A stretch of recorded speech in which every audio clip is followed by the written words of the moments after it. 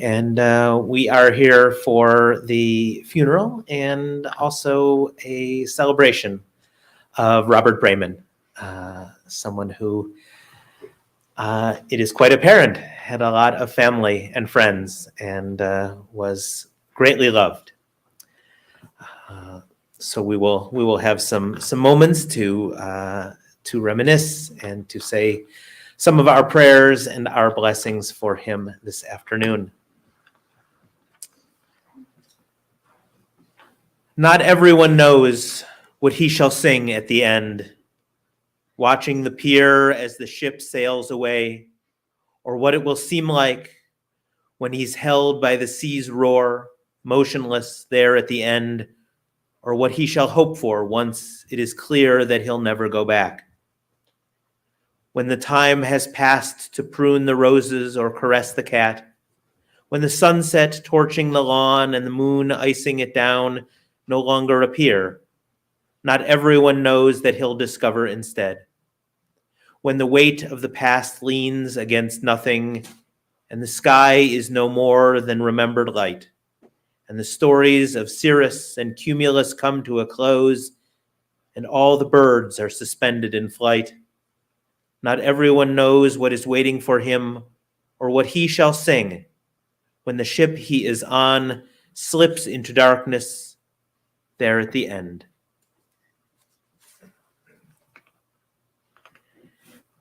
As is one of our customs, we will now recite the 23rd Psalm.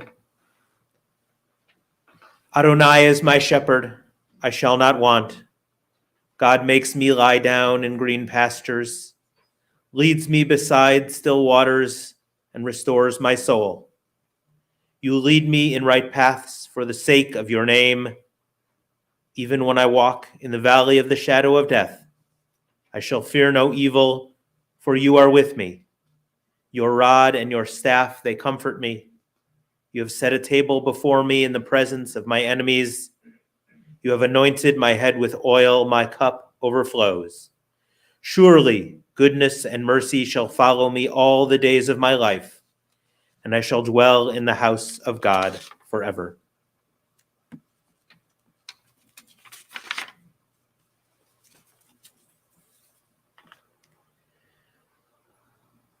Mourning is the price we pay for having the courage to love others. Even in grief, we know that the wonder of human life is too complex and too magnificent to be memorialized in endless pain. The gifts of spirit our loved ones gave us cannot be measured or weighed, nor can they be lost or even tarnished by time. Even in our darkest hours, we know that some of their light and their warmth will always be with us, bringing comfort and courage, and in the fullness of time, healing and peace.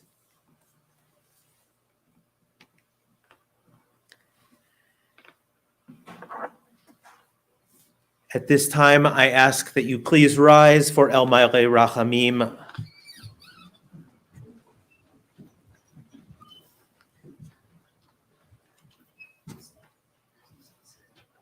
El Malei Rachamim,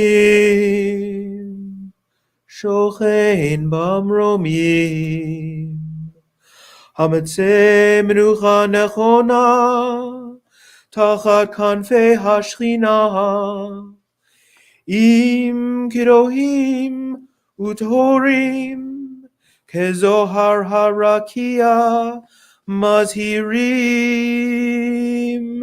Et Nishmat Robert, Shehalach Leolamo, Ba'al Harachamim Yastirehu, Baseter Kenafav Leolamim, Vayitror Bitror HaChaim, Et Nishmato, Adonai hu nachalato, Vayanuach Bashalom al Mishkavo, v'no more. Amen. You may be seated.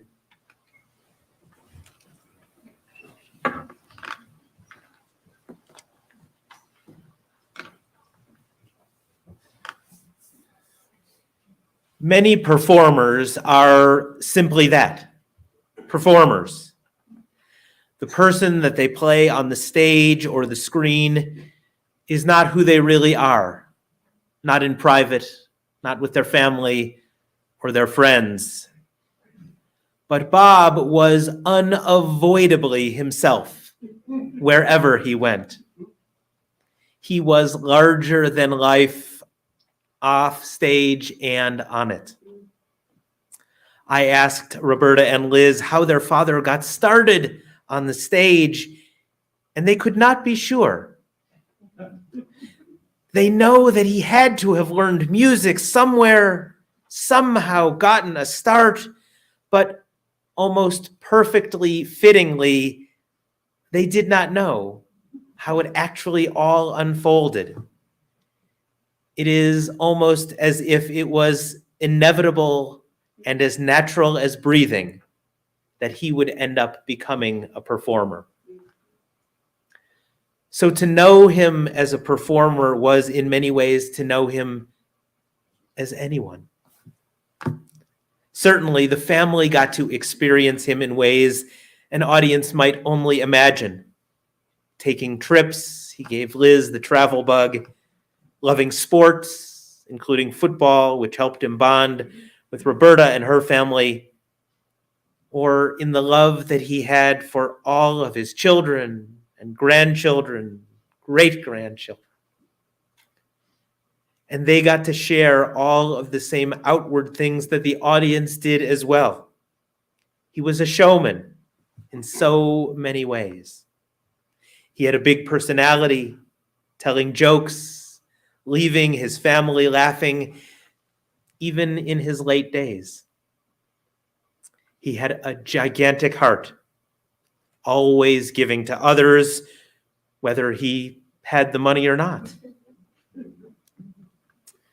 All of this is proof that, as is also obvious in the affection he had for family and friends, we see the affection that everyone had for him. And his mind was big too, whether he was sharing knowledge, teaching his family how to swim, dazzling them with previously unknown knowledge of classical music and composers, or just sharing what he had learned along the way, always with patience, with kindness, and maybe a little bit of silliness too. I would also add to the list of things that he did big, I would add family. Although it was not necessarily large in the sense of huge numbers of people, he made the family outsized too in his own way. He said that he had been lucky to be married to the two greatest women, and he lived the fullest in his marriages and was himself with all of the collected kids, stepkids, grandkids, on and on through each generation. His voice, his talent, his personality was one of a kind. As Joshua Loth Liebman wrote, "The melody that the loved one played upon the piano of our life will never be played quite the same way again. But we must not close the keyboard and allow the instrument to gather dust. We must seek out other artists of the spirit, new friends who gradually will help us to find the road to life again, who will walk on that road with us. The establishment of new patterns of interaction with other people, beginning with the interaction of language and moving on to new avenues of creative expression, is a law for the conquest of grief and the conquest of death." We honor Bob's memory by sharing stories, by listening to his music and his voice, and by making music together and entertaining one another, as he did so well for so many, for so long. Our rabbis asked, "What is life like?" And they answered, "Life is like a musical instrument. God plays upon it for a while, but the time eventually comes when the instrument that had felt the touch of divine fingers and had responded to their caress will crumble and fall into the dust. But those who have heard the melody will have its notes ringing in their ears to their last day." May Bob's melody ring in our ears, and may his memory be for a blessing. I will now invite up his family to offer some of their memories. I will leave it to all of you.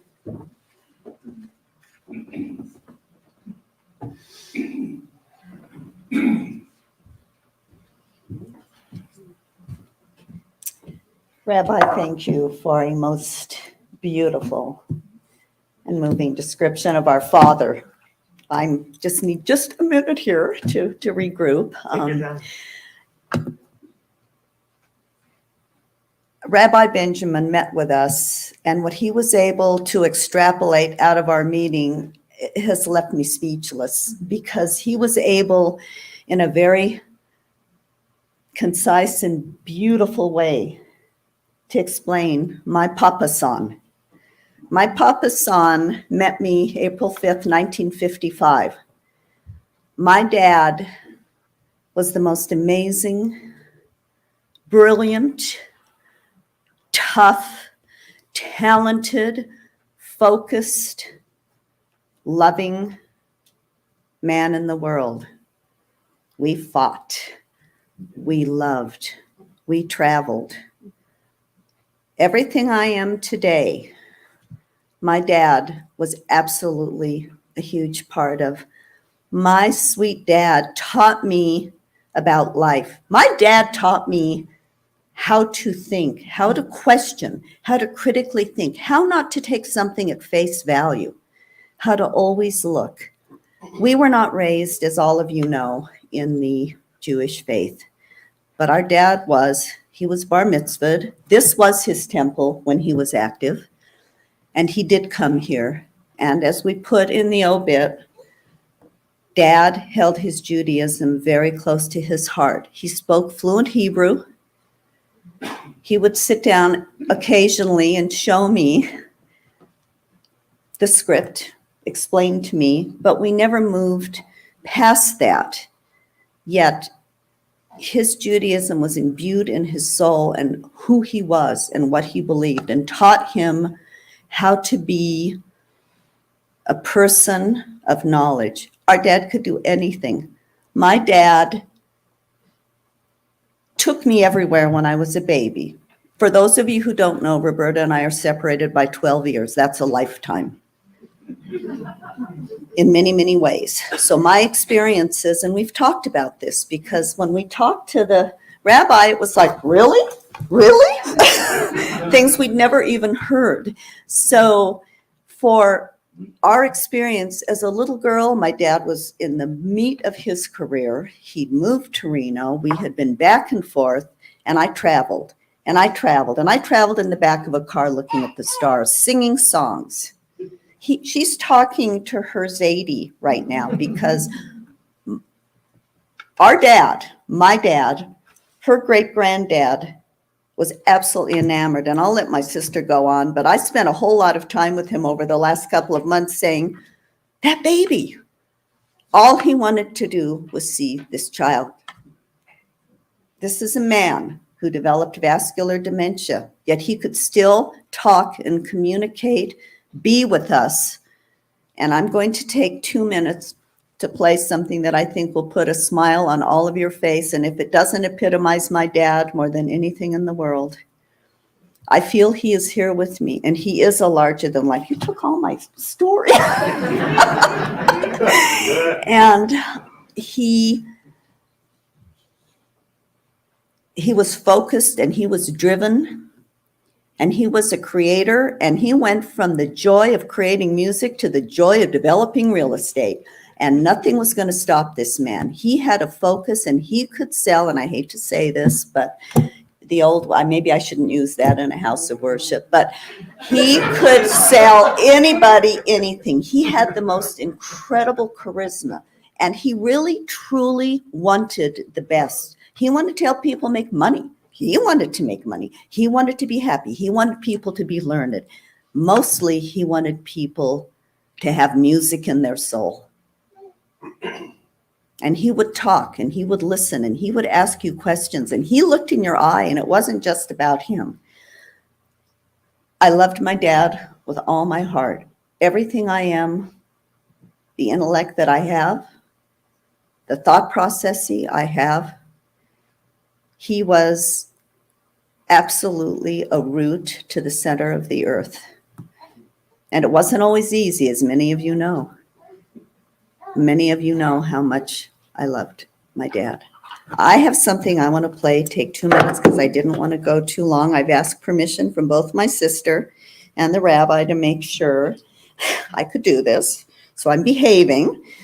And Dad, 2 weeks before he died, he and his sister talked almost every day, and we have lost his sister too, tragically. But they would talk almost every day on the phone. And because part of his brain worked so well, they could talk about things. Well, he remembered his childhood name. And I mean childhood, this kind of child. And I'm going to attempt to play this for you right now. So just give me 2 seconds and see if we can make this work. Hang on. Let's see. This. Good name. Say it. Hi. No, you're just talking. You're just gonna, like, I'm recording what you're saying. Okay. December 22nd. Did you just talk to Carol about what you used to say, call yourself when you were a kid? What did I used to? Alpha? Something like that. Yeah, let's say it. Babu. My name is Babu. My name is Babu. Babu out from Bang Bang. Babu out from Bang Bang. And then what is ice cream called? Ice cream? Yeah. Damned if I know. Carol just told you. Carol said, yeah, What did you call it? Stop, yeah. What? No? Yes? I don't. Okay, say your name again. Babu Alf from Bang Bang. Braman. Babu Alf from Braman. Well, yeah, that's the correct way to say it. Yeah, but that you said one. it as a kid. Babu and Bang Bong. Yeah. Bang Bong. Something. Your sister says it very clearly. It's hysterical. You guys are funny. Well, we just talked on the phone here just about a afternoon here, and it's so funny. It's just so funny. It's just Oh my God, the fact that you would remember that is just crazy. I don't remember anything like that. I don't remember any of my baby talk. Or you weren't really a baby. Cheryl said you were like 3 to 4. Okay, say it one more time, Dad. Babu. Say it, the whole thing. Babu Alpham Bang Bang. I love you. Thank you for letting me share that. If that doesn't epitomize my dad, end of life, always a humor, always a love. And he knew so many of you, and he loved you. And I thank you for honoring our dad and being here.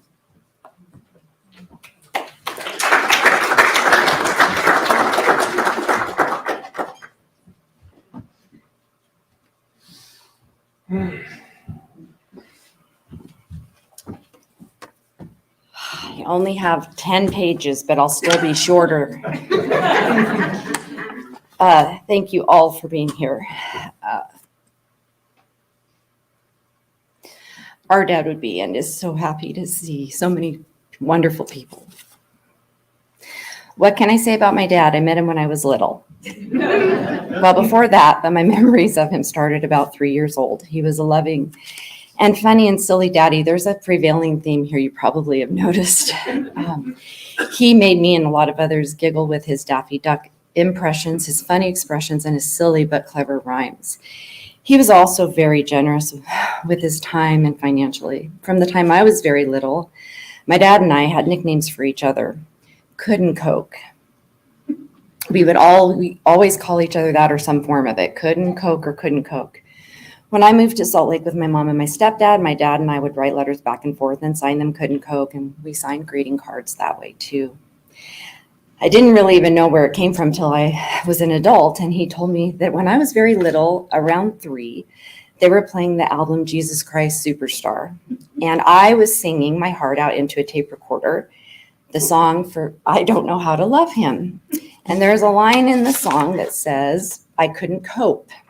Well, apparently I couldn't cope, and it stuck. In fact, it tickled my dad, and I became Couldn't Cope right up until the end. He even had me in his cell phone as Coke, which definitely raised some eyebrows when other people saw me on his phone. I loved to visit my dad. He was fun and always had something fun for us to do, even in the car. He would make up rhymes that I had to fill in the blank for and always encourage me to use my imagination. As you may know, my dad was a musician. I didn't really understand what that meant when I was a child or how incredibly talented he was until later in my life. But I did know that I loved the music and being around it. Since my dad was a musician, he would often have to work late. When I would come to visit him, I would go to bed and I would get up in the morning and he would always leave me a note to tell me what I could have to eat and some chores and what time I could wake him up. I was always so excited for that time to come around that I could go in his room and wake him up and we could start our day. He was a great cook too. I was quite young when my parents divorced, so I don't really have a clear memory like my sister, obviously, of living with my dad. One thing that stands out clearly in my mind is that both of my parents were always very respectful of each other, and neither would tolerate any cross-speak about the other. Not that I was in the habit of trying to play one against the other. Let me tell you what, if I was, that habit got broken, but the first time.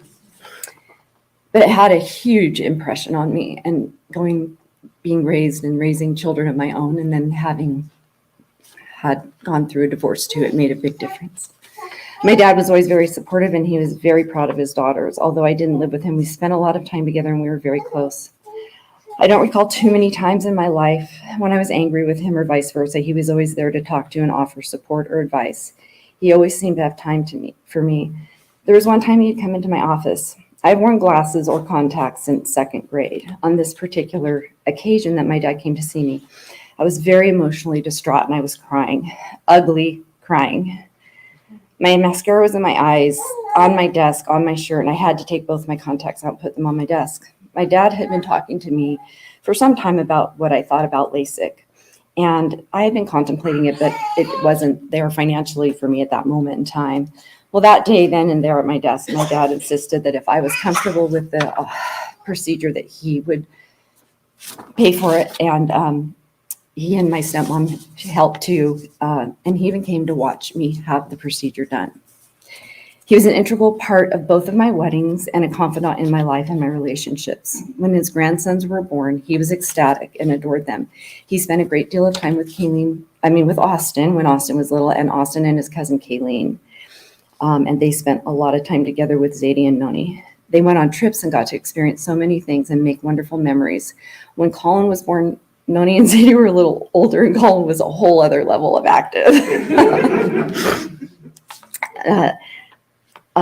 They had a lot of fun together too, and Colin definitely tested their limits. Noni and Zadie would always say when Colin would come home, "We love that kid, but boy, our wagon is dragging." Everybody's laughing because they know exactly if they know Colin at all. Nonetheless, they watched those boys grow into incredible young men. My dad was also so proud of his grandsons. He attended as many of their sporting events as possible and was one of their biggest fans. He would always comment on their achievements and what lovely people they were. He loved watching Colin play any sport, but especially football. He thought the sun rose and set on Austin and Colin. And interestingly, although my dad was one with music, neither of my boys were musicians. Musically inclined, maybe, But he still celebrated them, their interests, and their unique talent with great pride and admiration. I feel incredibly grateful that my Colin and daughter-in-law Harley blessed us with it's her time right now, beautiful baby girl. My dad was so excited about Harley's pregnancy and the baby that was soon to bring so much joy to all of our lives. As many of you know, the last couple of years, my dad demonstrated memory challenges, but the impending arrival and subsequent arrival of his grandbaby was forefront in his mind. He was so very excited about baby Sean Roberta Crown. He got to meet her and spend time with her at Thanksgiving.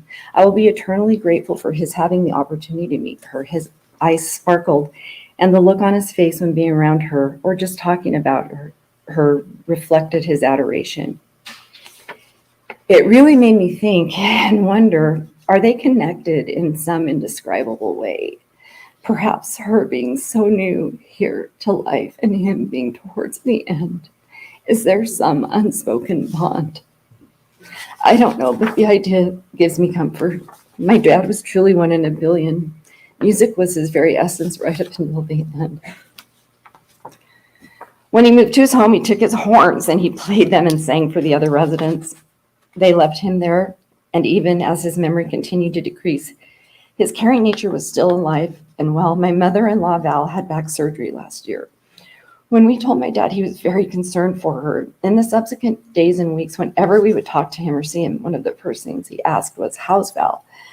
She's just so nice and such a lovely lady. Please give her my best." My dad was also very fond of my husband, Al. He would talk about Al and get this whimsical expression on his face and say, "That Al, he really is something special." My dad loved him and was in awe of his many talents and intelligence. My dad was exceedingly bright, enormously talented, driven, and relentless. In closing, I'd just like to reflect on what I learned from my extraordinary father. I learned persistence, drive, and dedication. But more importantly, my dad taught me so much about loving and caring about people. He genuinely cared about people and wanted to get to know them and know more about them.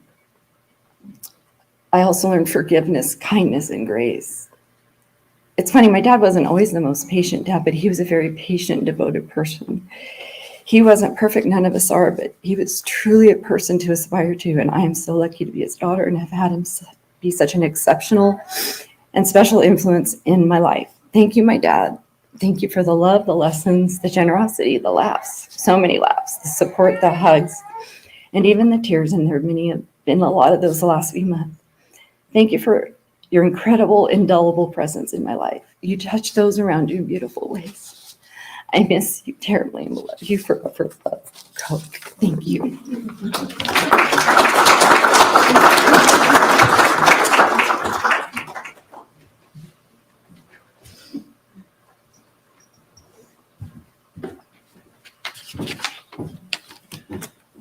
Okay. Hi, everyone. As we gather here today to pay tribute to my Zadie, I can't help but look out in awe in all the people here who are celebrating the life of a man who I can confidently say lived his best life. After he passed, there was, of course, a sense of sadness and loss, but there was another overwhelming feeling, a huge sense of pride and love. Pride of a man who was fully able to get the absolute most out of life. To quote a multi-Grammy nominee, Nicki Minaj,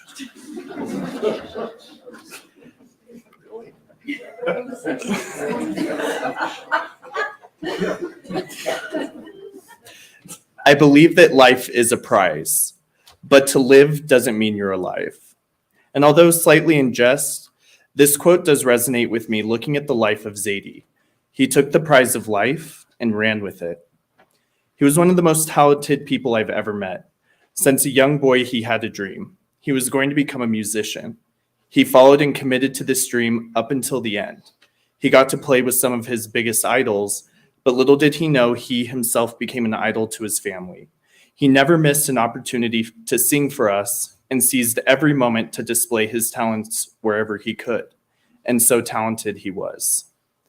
Not only was he incredibly talented musically, but we all remember the countless moments of laughter he brought into our lives. Zadie was a true master of humor, always ready to joke or a witty remark to brighten any room on any occasion. One of my favorite jokes is when he first got a Facebook, he put his birth year 10 years younger than my Aunt Lizzie's.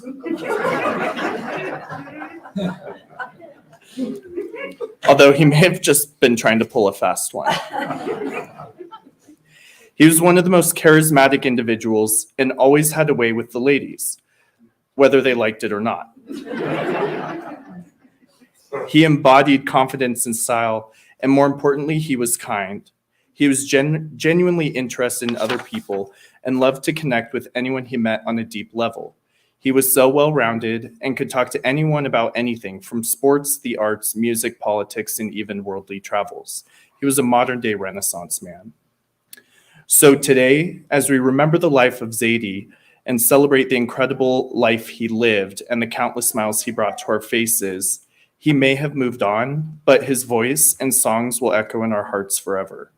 Rest well, Zadie. Thank you for the laughter and love and the memories. And wherever you are, I hope you are singing, joking, and smooth-talking the ladies, whether they like it or not. Thank you.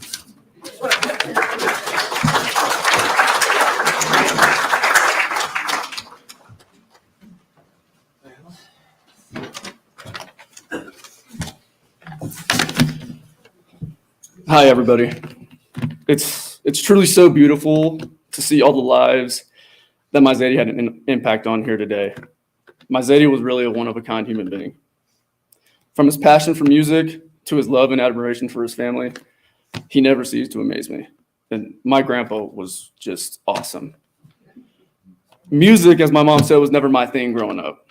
Athletics were. That is something my Zadie and I connected on so much when I was a kid. He absolutely loved sports, especially football, as did I. But one thing he loved more than that was to watch me play. I can't remember many sporting events in my childhood that he wasn't at or did not attempt to be at. He would always tell me that he was one of my biggest fans, and I really did feel that from him. For someone who didn't play many sports in his life, especially football, he knew how to talk the game, and I always loved doing that with him. We would talk for hours about football whenever he was over at a family dinner or at a holiday. One story that I probably heard 4 to 5 times a year was the time he bet money on a young quarterback out of New England. My Zadie had a very good feeling that this young quarterback was going to be really good one day. Now, this story happens, this individual happened to be Tom Brady, and it was a game where he came in and substituted for Drew Bledsoe after Drew Bledsoe got hurt. And I believe the following game, my Zadie bet $100 for the Patriots to win the game because and $100, I think it was back in 2001 or 2002. It was a lot more than $100 just today. But he won about $1,000 off that game. And he always told me this is the last bet he ever made. I don't know if I ever believed him, but he stuck to that story every time he told it. Tom Brady continued to be one of my grandpa's favorite players throughout his entire playing career. And I probably heard that story 50 plus times and cherished every moment of it. I have so many fond memories of my Zadie, but one recently sticks out. It was November 2023, and my beautiful wife and I had just had our first baby girl, Sean. According to my mom and my aunt, when we first FaceTimed my Zadie in the hospital after we had Sean, which was in October, every time after that, he would ask about her. Flash forward in November, he was able to meet his great-granddaughter for the first time. He absolutely lit up on the outside. He had the biggest smile, and he could not stop looking at her. This was such a special moment that we had and will stay in my heart forever. The love that my Zadie showed for Sean just shows how much he loved and adored his family as a whole. There was never a moment in my Zadie's life where there wasn't love. He loved my mom and my aunt more than anything in this world, along with my brother and me. He loved his extended family, and no matter who you were, family or not, he would always treat you like family. My Zadie really cherished all of my friends that he got to be around and would always ask about them when they were not around.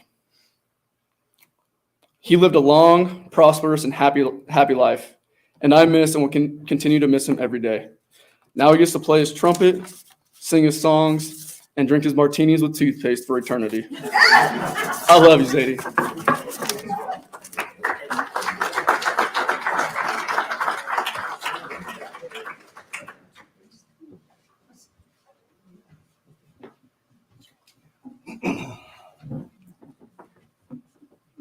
My name is Tony, and I'm an alcoholic.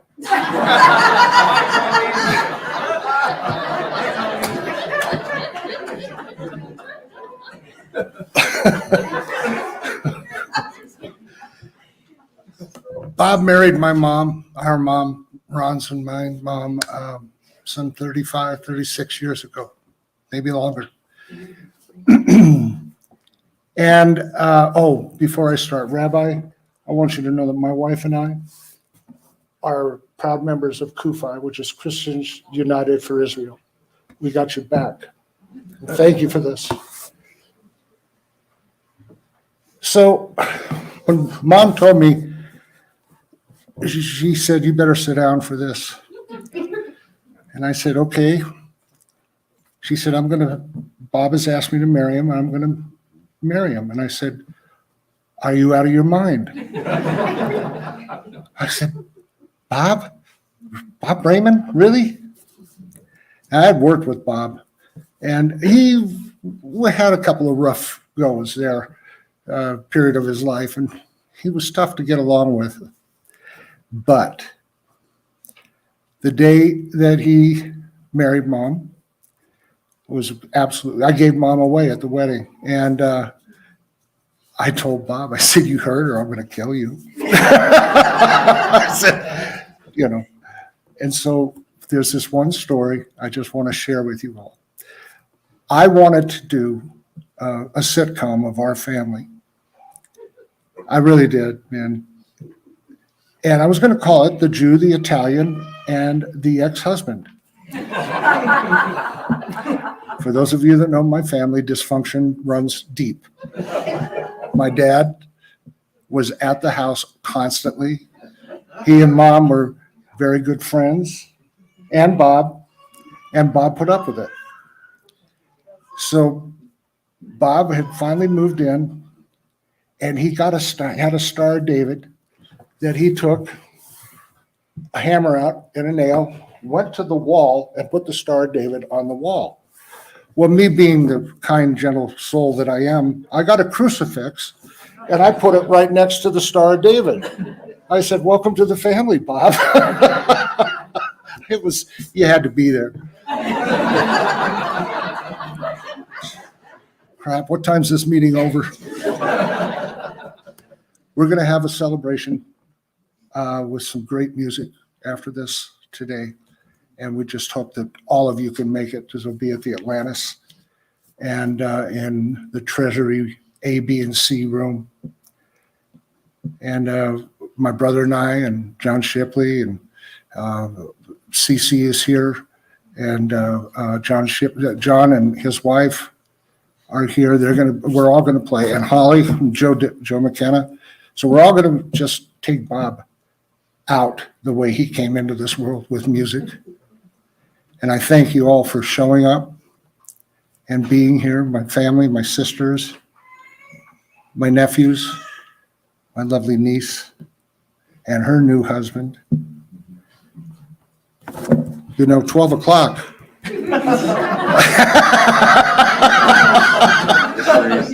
You're back in Reno again. It does mean 12. I'm kidding. Thank you so much, everyone, for coming, and we'll see you at the Atlantis by all means. Rabbi, thank you so much for letting us invade your Thank you for your work. Thank you.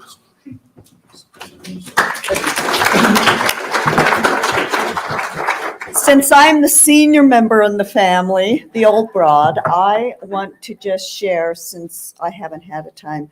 Tony is so right. The Braman Savage clan has been wild and woolly. My stepbrothers are absolutely brilliant musicians. For those of you who've not had a chance to hear them, they've been part of our life. Tony and Ron's mom taught me piano when I was 7 years old. We knew them long before Janny and Dad got married. And we have been a big, dysfunctional, wonderful, loud, happy, wild family. And our dad has been at the helm of that and negotiated and navigated through it. And we are so grateful to have Dad there. And I wanted to just make an acknowledgement to our family and just thank you all so much for loving our dad and being there, and take the part of him with you that brings joy to your heart and music to your soul. And I am so forever grateful for the gift my mom and dad gave me, who's sitting there in the beautiful green top, my sister. We are so lucky. We are two families of two kids who have had some progeny, some not. But our dad was magnificent. Thank you, Rabbi.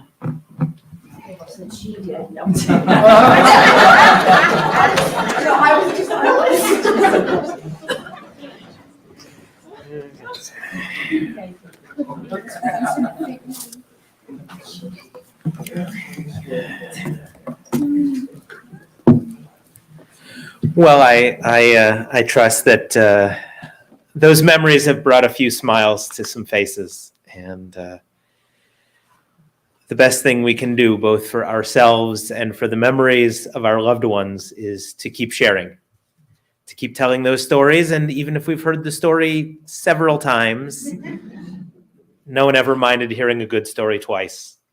3 times is pushing it.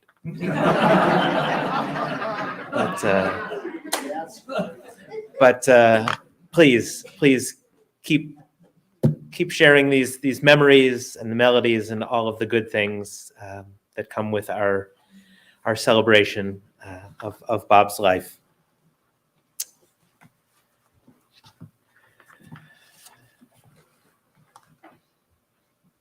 We are not one with this world. We are not the complexity our body is, nor the summer air idling in the big maple without purpose. We are a shape the wind makes in these leaves as it passes through. We are not the wood any more than the fire, but the heat which is a marriage between the two. We are certainly not the lake nor the fish in it, but the something that is pleased by them. We are the stillness when a mighty Mediterranean noon subtracts even the voices of insects by the broken farmhouse. We are evident when the orchestra plays and yet are not part of the strings or the brass. Like the song that exists only in the singing, it is not the singer. God does not live among the synagogue songs or prayers, but is briefly resident there.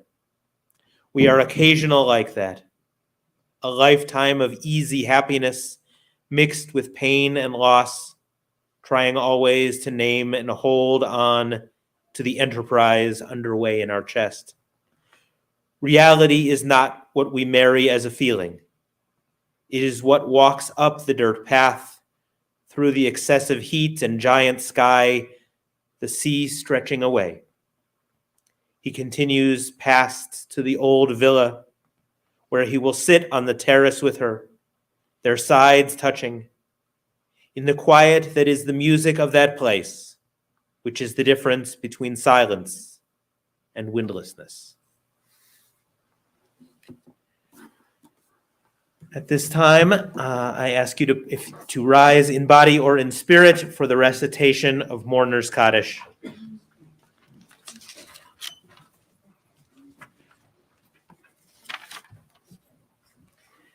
Yitgadal v'yitgadash Shemei Rabbah, v'alma divrach lirutei v'yamlich malchutei, b'chayachon uvyomechon, uv'chayei dechol Beit Yisrael, ba'agala uvizman kariv v'imru. Amen. Yehei Shemei Rabbah mevarach le'alam u'olmei almaya, yitbarach v'yishtabach v'yitpa'ar v'yitromam v'yitnaseh, V'yithadar v'yithalei v'yithalal, Shemei d'Kudisha, Berichu, Le'ela min kol birchata v'shirata, Tushbechata v'nechemata, Da'amiran bi'alma v'imru. Amen. Yehei shlama rabba min Shemaya, V'chaim aleinu ve'al kol Yisrael, v'imru. Amen. Oseh shalom b'mromav, Hu ya'aseh Say shalom aleinu ve'al kol Yisrael. Ve'imru amen.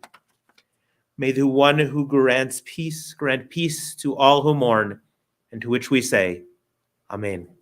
You may be seated.